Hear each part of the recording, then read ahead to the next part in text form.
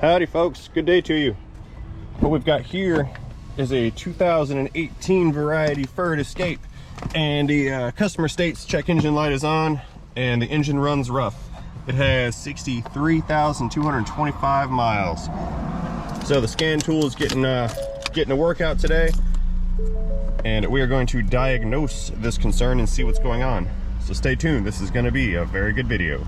First things first, let's plug her in. Begin communication interface protocols. Alrighty, according to my scanning device, this vehicle is equipped with the 1.5 liter 4-cylinder EcoBoost. That means it's turbine powered. Okay, we're looking at P0302 cylinder 2 misfire detected, not right now, and a P0316 misfire detected on startup. Interesting. Let's look for some active misfires and see what we can find out here. Let's go into engine data, data display. Yep. Continue. And we're looking for misfires, right here. Good. Okay, just with this one single key on event, it's already logged 48 misfires counted on cylinder number 2. All right, let's swing this into the shop and get out of the sun. There she is, little baby motor. First things first, this cover's gotta go. I can't see what's going on. I don't want to tear it, it's just a rubber or foam. Okay, alrighty, everything's looking pretty good to my eye right now. Let's go head over to the computer. I'm going to take a look at those code definitions and see if I can't find something to go off of. Uh-oh, it's doing it. Got some shakies. As of right now, that misfire has just showed back up. The hood's a little shaky. I don't know if you guys can see it or not, but I can feel it. And over here on my misfire count, it's going a little crazy on cylinder number 2. Oh yeah, it's definitely misfiring away right now. We've got the flash on the check engine light indicating that there is in fact a problem. Oh, by the way, shameless sales pitch opportunity. I made some really cool stickers that are available below the video in my merchandise store. Ending shameless sales pitch now. Okay, back to work. Well, this is kind of unfortunate. I was hoping that the imager would show a cold coil, but it's been running too long and everything's heat soaked, so that's not gonna work. Oh well. So I still suspect that it has a failing coil, so I think the easiest way to troubleshoot this is going to be to just swap the suspected faulty coil with a known good and then go back and wait for the misfires to show back up. Powering down. And we're just going to swap these two coils side to side. I also want to take care to inspect this one to make sure that the boot hasn't gotten a rupture in it and the spark is leaking out through the boot.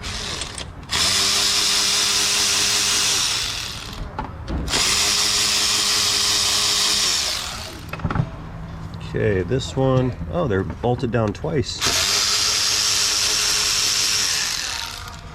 Didn't expect that.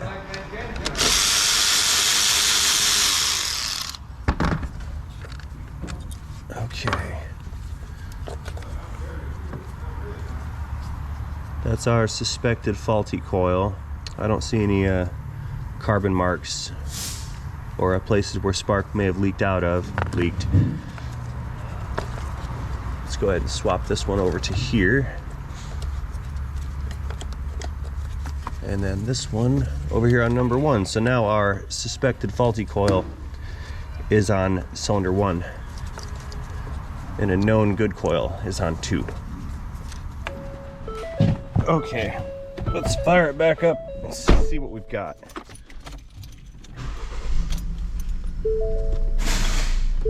Oh good, the misfire is still there. That's very good. It's gonna tell me what's wrong real fast, isn't it? Alrighty, back into misfires. Let's see what we get. Waiting, always waiting. Alright, cylinder 1 misfires. 51 misfires on this first key cycle. That's a confirmation that there is an issue going on with this particular coil. So let's go ahead and pull a spark plug, take an inspection of that, and then we'll form a recommendation based on the condition of the plugs. Powering down again. Considering that cylinder 2 was giving us our initial problem, I'm going to pull that spark plug and inspect that one.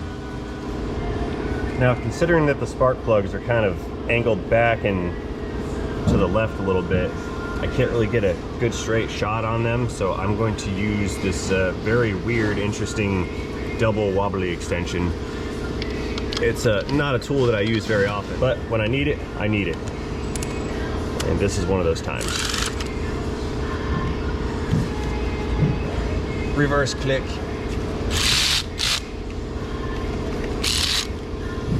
Ooh, that's kind of definitely in there. Awkward.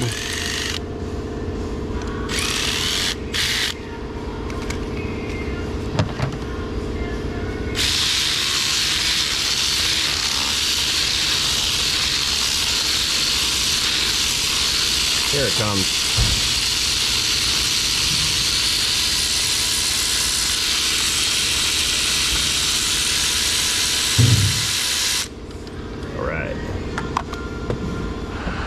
Now it appears that cars have out-modernized my... Now it appears that the cars are starting to out-modernize my tool collection, because that required a 9/16 socket. I do not own a 9/16 spark plug socket, so that's going to be on the list of something I need to update, because I can't fetch this plug out without the appropriate tool. This is gonna be fun. Maybe I'll try to reach it. It's kind of hot in there. Hot. No, can't do it. Maybe I'll magnetize it. Yes. It's sideways, snakies. Come on. I don't have all day for this. Here it comes. Yeah, that's gravity. Oh yeah, that looks terrible. And this is the original. It says Ford on it. Okay, I'm gonna recommend a set of plugs and one coil, and we'll go from there. Look at all that crusty buildup. Focus. Alrighty, let's go let everybody know what I found. So I couldn't help but notice just how difficult it was to get this plug out. The tool did not seem to want to turn it, and further inspection reveals a lot of carbon. So I'm assuming, based on how much carbon buildup is on these threads, keep in mind a bunch of it was already scraped off when I pulled this plug out, but I'm assuming that this section of these threads is exposed in the combustion chamber, and that's what allowed this buildup to occur here. So I wonder if we can get a little camera down in the spark plug hole just to kind of take a look at the top of the piston to see just how much carbon really is built up inside of this engine. Now I just so happen to have a camera on the end of a wire attached to a monitor. This device was gifted to me by a viewer, and I'm kind of excited that now I have the opportunity to try to use it. Okay, I've got you guys focused in on the screen, and we're going in. Right here is our plug hole. Let's see how far down we can get into there. Oh yeah, what a great view, look at that. Okay, a little farther. Let's get all the way into that combustion chamber. Yeah, we can see, that's a good view. Yeah, we see right in here, that's the top of the piston, and that thing is loaded full of carbon. Okay, well that was fun. I like this little tool. We're gonna get some more use out of this as time moves on. This could be very useful for internal inspections without disassembly. Alrighty, had some parts arrive. Got some genuine Ford Motocraft spark plugs. nice and shiny. Yep, they match. These are going in, old ones are coming out, and we're gonna do 1 coil this time, not 4, just 1. Okay, back to the auto.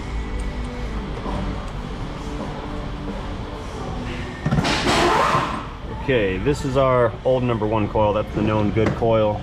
I'm gonna go ahead and get the faulty coil out of here and away right now so I don't accidentally reinstall it, because that would be bad. And let's pull the rest of these guys apart and out and get the new ones in. All right.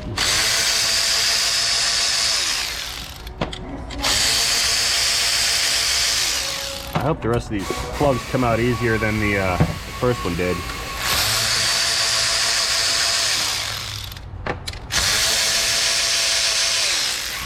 Good. Good. Loud noises.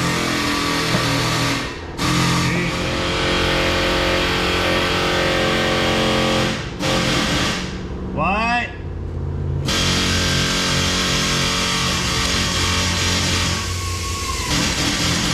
So I've got my mirror here. This goofy angle situation is giving me a hard time. I can't really find the plug. So I'm just gonna have to look at it with the mirror each time. Reverse click.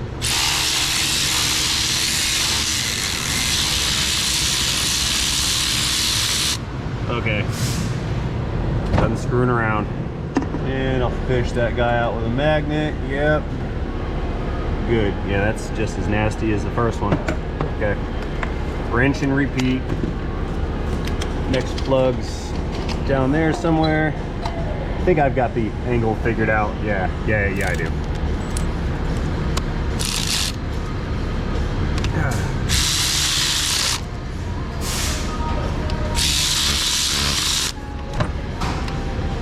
You know, maybe it's not the, not necessarily that carbon on the spark plug. I wonder if my my head on my ratchet's starting to crap out. So I switched ratchets.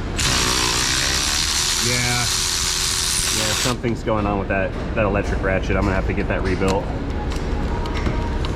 I've probably used it as a hammer too many times.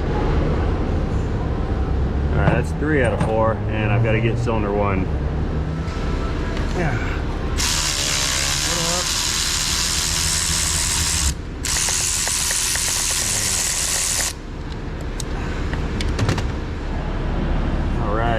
Okay, that's, oh, gravity, I got it. Okay, I'll just place these down in their home. I'm not gonna drop them, I don't wanna bend the electrodes. There we go.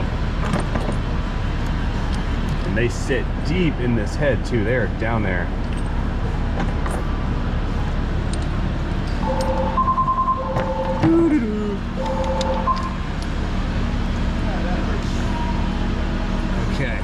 Okay, I confirmed with the mirror that all of those plugs are in the proper location.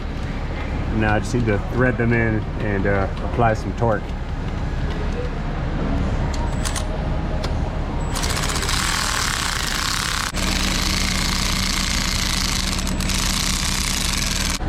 Okay, this is the hard, awkward one. But I think that's, yeah, that's it right there. That's it.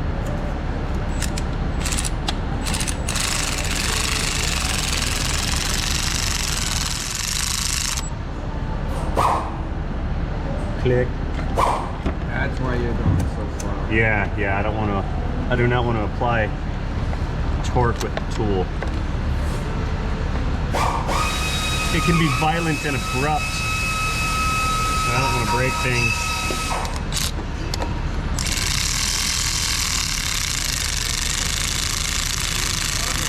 Well, I know you can get some torque. They do. They're not really for applying torque though, they're more for speed. Like when you use them, you want to break things loose by hand and then just use the power feature to run the threads.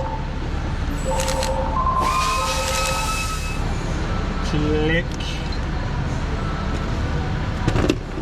Now in a situation such as this, a little bit of lube goes a long way. Right there. There we go. Okay. Now I gotta find the hole again. This is very awkward because the gland end of this device has got that bend to it, and I've got to find the hole in the head and then kind of walk it around a corner. Very strange design. Unique. I'll call it unique. Yeah, that's a better word.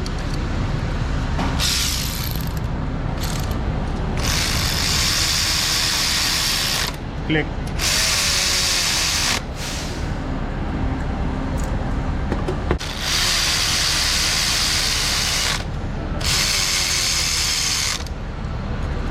Now, since cylinder 2 was our documented problem, and that was the one that had the bad coil, I'm going to put the new coil on cylinder 2.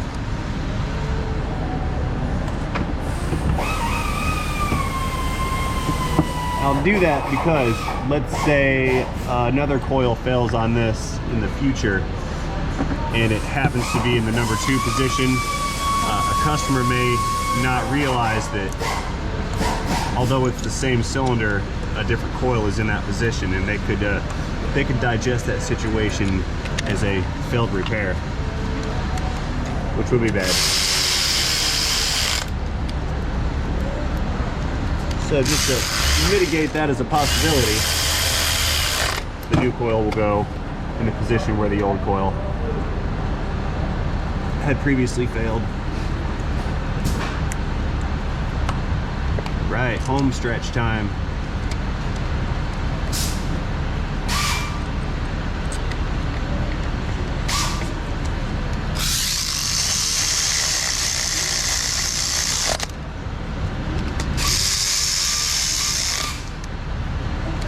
Okie doke. Head back inside, fire the scan tool back up, and watch this thing not have any misfires. Let's fire it back up and initiate communication protocols. Retry, please. Yep.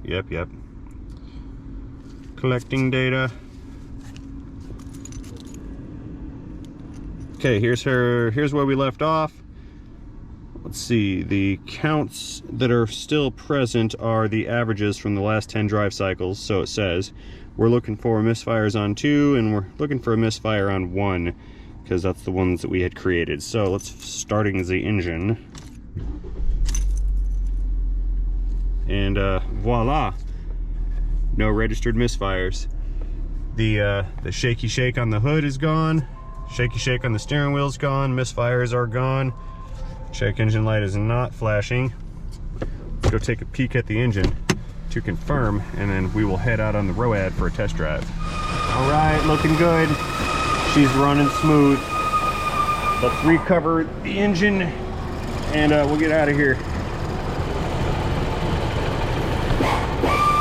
Kind of presses on like so. Good. So I made an oopsie, and I kind of got ahead of myself. I forgot that I was running some cleaner through this before I put the cover on. This process is kind of long and boring and tedious, so I'm not going to show all of it, but basically I've just got this little spray nozzle here, and I'm feeding some top cylinder cleaner into this engine intake while it's running, just to help break up and get rid of some of that carbon buildup that was on those pistons and intake valves and whatnot. So this is going to take me about 30-40 minutes of doing this. I'm going very, very slowly because it is a turbocharged engine. But once this is done, we can get out on the road and do a final test drive on this car. Okay, all that cleaner is done. I'm running into the intake. I'm going to idle this up and hold it for a little while, just to make sure that there's no residual cleaner inside of the intake that could be pulled up. I wouldn't want to suck that up while driving. Backing out the auto. Oh yeah, this thing's feeling very, very good. I like it. Running smooth, and I have not detected any kind of misfire action since replacing that coil. So real quick question, kind of off topic. What do you guys think of the video quality of this particular video? I ended up getting another GoPro 9 some of you will recall that the first one that I got would intermittently fail to save a video file, and it kind of wrecked a bunch of footage. And I spent quite a long time trying to troubleshoot it, and I could never get the thing to work properly. Usually I just kept changing memory cards and trying to find a faster writable memory card, but it seemed to have helped, but it really never actually solved the problem. So I've never been able to really shoot any video on the GoPro 9, but this one is fresh today, and this is the first video with this particular camera. So I'm looking for a little bit of feedback to see if the video or even audio quality is better off of this device as opposed to the my normal video quality, which is usually shot with a GoPro 8. So let me know down in comment land, what do you think? Can you tell a difference? Can you not tell a difference? Is it better? Is it worse? Anyway, circling back Saki style to the task at hand, I'm happy with this engine. It is running well. I hope my customer's happy with it. It does not have any more misfires, and I'm calling this one good to go. That being said, I'm gonna go ahead and close this one out right now. As always, I'd like to thank everybody here for watching my video. I certainly do appreciate it. The only thing I would ask of you is that if you enjoyed this video, please let me know about it by tapping that thumbs up button. I'd ask you for another comment and a share or a subscribe, but that's just too cliche and I'm not gonna go that far. So again, thank you guys for watching. And before I go, the most important part is I have to not forget to remind you guys to not forget to have yourselves a great day. So everybody here, don't forget, have a great day. See y'all later. Goodbye, Ford Escape.